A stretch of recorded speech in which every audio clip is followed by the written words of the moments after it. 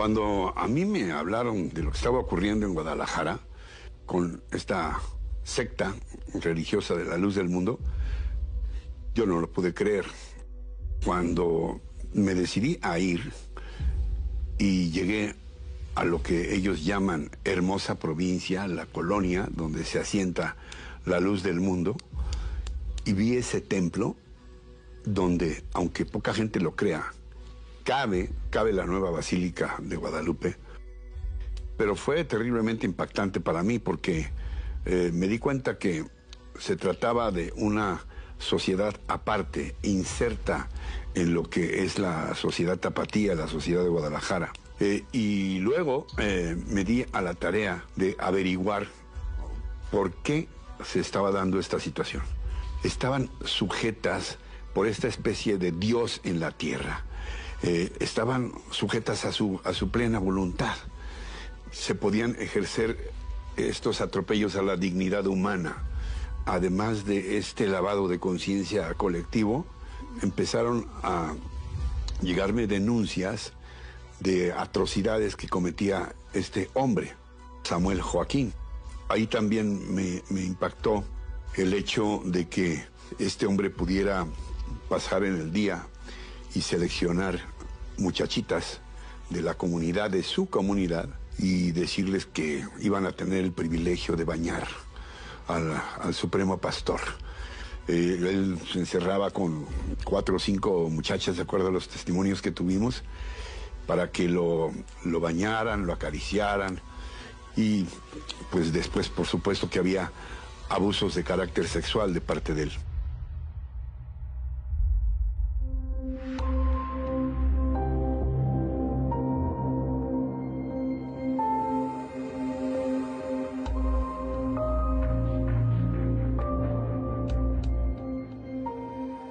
Todas las violaciones sexuales que hacía Samuel, desgraciadamente mi madre no solamente las sabía, participaba como groomer.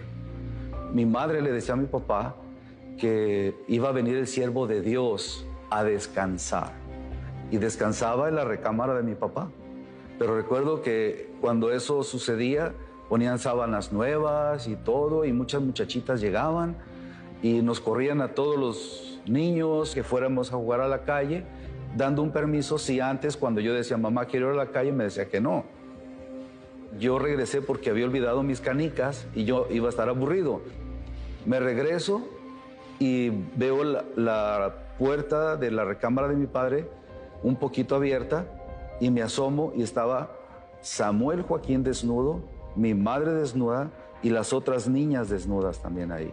¿Cómo es posible que la mamá no solamente se pervierta con su líder, sino que lleva a sus hijas y a sus hijos a una degeneración sexual?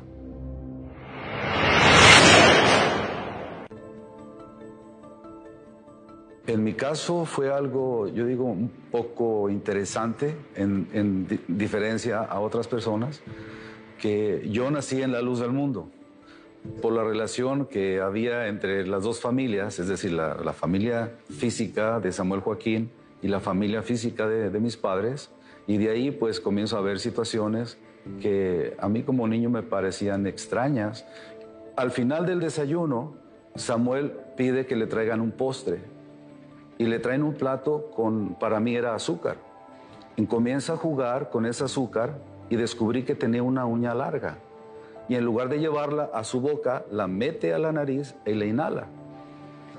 Antes de presentarse a un evento, hacía lo mismo, para después presentarse a la iglesia y salir eufórico, salir con fuerza, y la gente pensando que era un hombre que tenía la fuerza divina.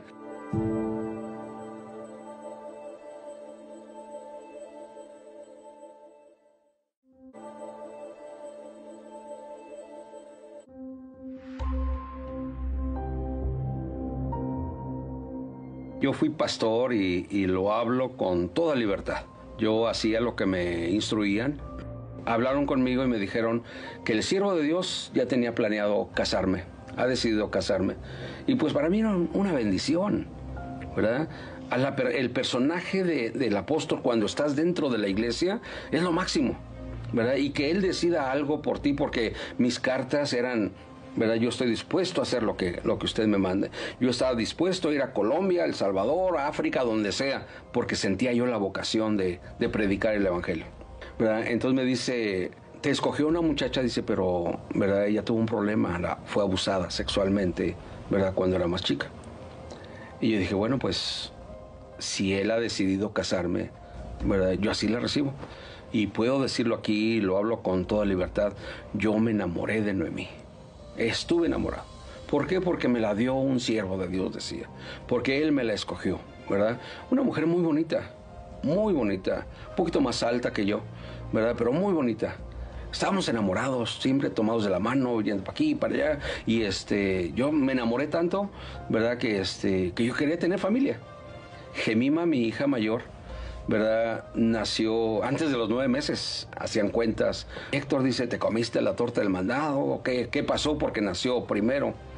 Le digo, no, pero ya cuando nació Jemima, la llevamos a que la conociera Samuel. Samuel no bajó, la que bajó fue Eva, la esposa.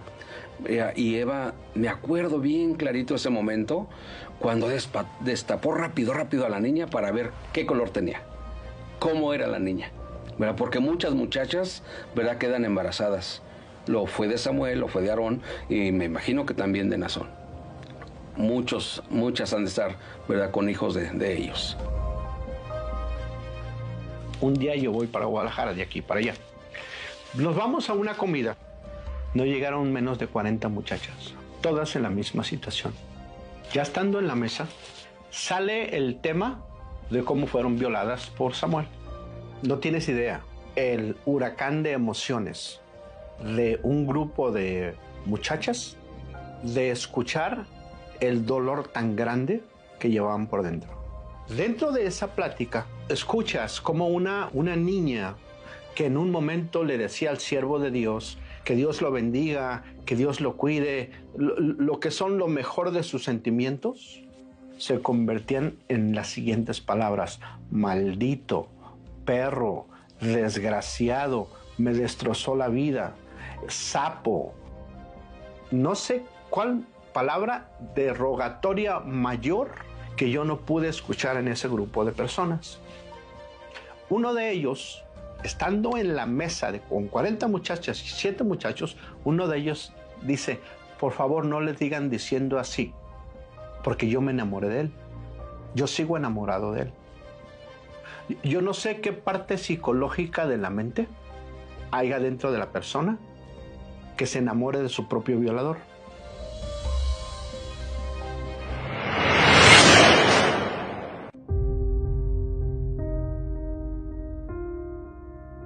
Hasta hace apenas mi historial, o lo que yo sé, salió.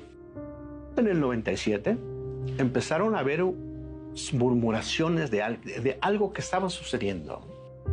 Mi hermano, que era pastor, él dejó su título de pastor, fue con Samuel y le dijo, ten tu título, porque lo que tú estás haciendo, para nosotros las personas religiosas, es un pecado mortal. Tú estás fornicando con mujeres de la iglesia. Y no nada más son mujeres, son niñas que las empiezan a preparar emocionalmente, psicológicamente, desde los 11 años. ¿Qué tan enfermo puedes estar mentalmente para usar mujeres, miembros de la iglesia, muchachas, para que te vayan a preparar niñas para violarlas? Niños también. Desgraciadamente, mi madre llevó a mis 2 hermanas de 13 años, respectivamente, cuando llegaron a esa edad, para regalar la virginidad de sus hijas a Samuel. Era algo, para mí, un choque muy emocional cuando me di cuenta de esa situación, porque no dejas de tener amor hacia tu mamá. Es algo cruel de la vida, que tienes que vivir esa parte donde amas a tu madre, pero al mismo tiempo rechazas los actos de tu madre. Pero desafortunadamente un día nos dimos cuenta de lo que sucedió y la familia de mis padres se disolvió. Yo, como miembro nacido en la iglesia, toda mi generación, las generaciones de mis padres, que están dentro de la institución, dentro de la Iglesia de la Luz del Mundo, hemos vivido una mentira. Cuando sucede el escándalo del 97, sale a la luz Ricardo Rocha en Televisa, entrevistando a las niñas que fueron violadas. Y fue una bomba. Entre las muchachas se empezaron a conocer, las que Samuel violaba, y entre ellas platicaban, pero entre ellas nada más, porque ya no podían ir con el papá o la mamá, con el hermano, porque si les decían, las empezaban a maldecir, les empezaban a decir que eran apóstatas, que cómo se atrevían a hablar en contra del siervo de Dios.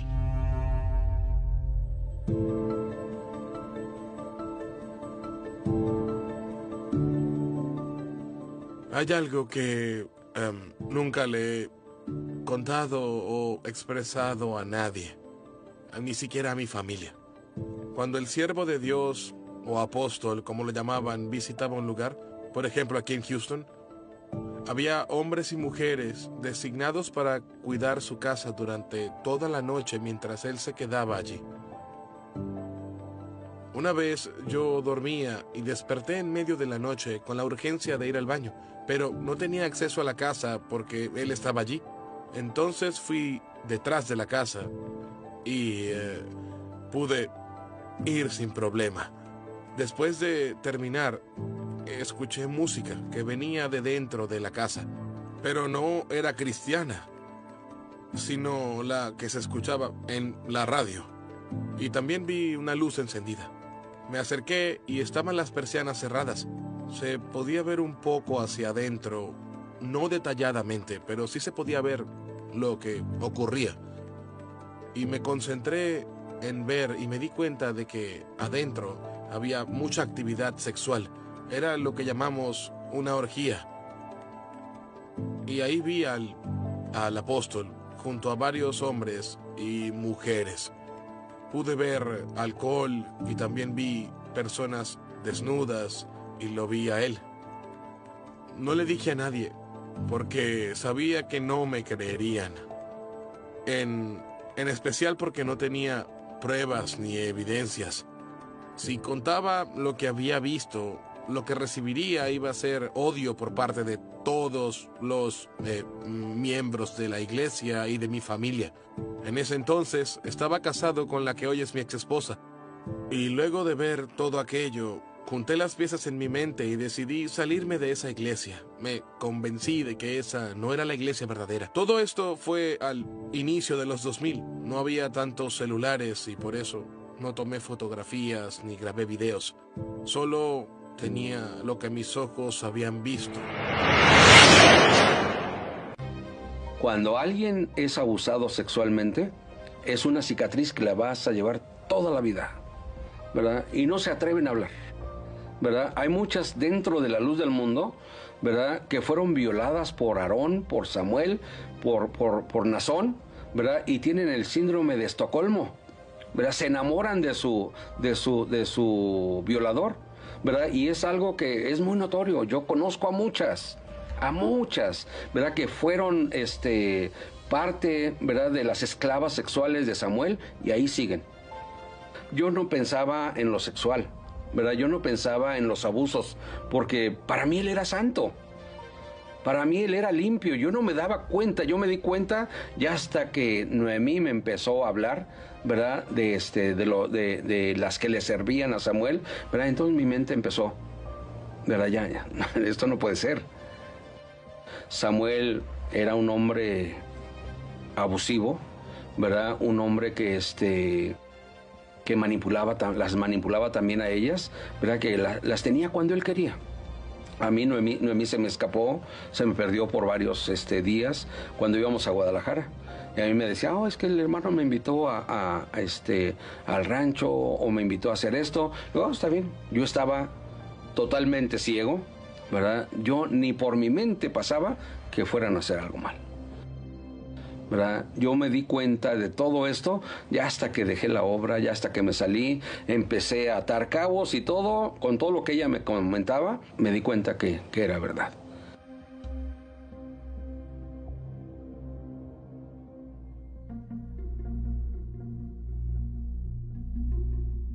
Los adolescentes son el grupo más activo en la iglesia y solíamos ir a distintos lugares a ayudar a fundar iglesias. Y esa era nuestra vida, nos dedicamos a eso. Lo que cualquier ministro nos pidiera lo hacíamos, fuera limpiar el templo, lavar autos o vender flores. Para nosotros, no era extraño que un ministro nos llamara a las 3 de la mañana y nos pidiera tener algo listo o estar en algún lugar a las 7 en punto. Nuestro trabajo era obedecer, porque en la obediencia estaba la bendición. Cuando yo tenía 15 años, Asael, quien era el hijo mayor de Samuel, tuvo un accidente automovilístico. Y Asriel, quien era el hijo menor, fue llevado a la casa para ser cuidado. Yo fui una de las jóvenes que seleccionaron para cuidar al niño. De esas actividades se encargaban las adolescentes, no las mujeres adultas. Para nosotras, estar en esos lugares o en la casa del apóstol era una bendición, y no solo en particular, sino para toda la familia. A veces yo no quería ir, pero mi padre me decía que esa no era una bendición para mí, sino para toda la familia. Samuel nos decía, lo que sucede en la casa se queda en la casa. También decía una frase, ¿quién te va a creer si eres una niña? Nadie te creerá. Yo soy un apóstol de Dios, y si dices cualquier cosa, yo lo negaré, y te correrán de tu casa. Nason tomó a una de las chicas y tuvo relaciones con ella, quien quedó embarazada, y la llevaron a que abortara. Ella fue a su casa, lo contó, y sus padres la echaron. Yo sentía miedo porque Samuel nos dijo, les dije que si decían cualquier cosa, nadie les creería. Cuando fui a Dallas a pasar el año nuevo allá, mi hermano me habló sobre el caso de Nason y lo que hizo. Vi los videos, leí las noticias y... ¡cielos! Mi mundo se hizo pedazos. ¿Cómo era posible que yo haya dispuesto mi vida, todo de mí, mi mente, mi corazón, mi alma, a esa comunidad, y que todo haya sido mentira?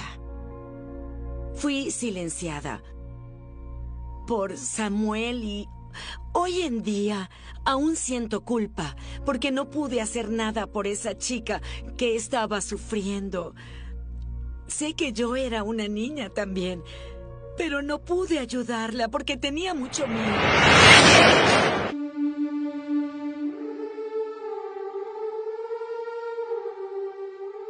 La luz del mundo no escucha a los niños. Les dice qué creer, qué hacer. El papá Samuelito, papá Nazón, les dice cómo.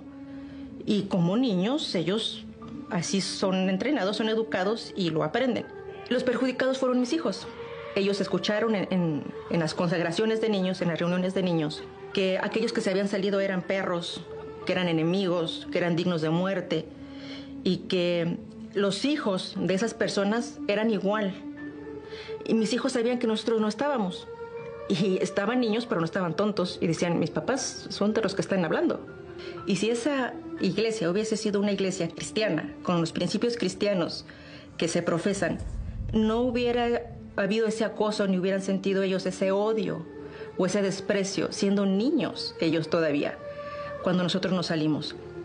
Fuimos el ejemplo de que cómo se le trata a las personas que dicen que ese hombre no era de Dios.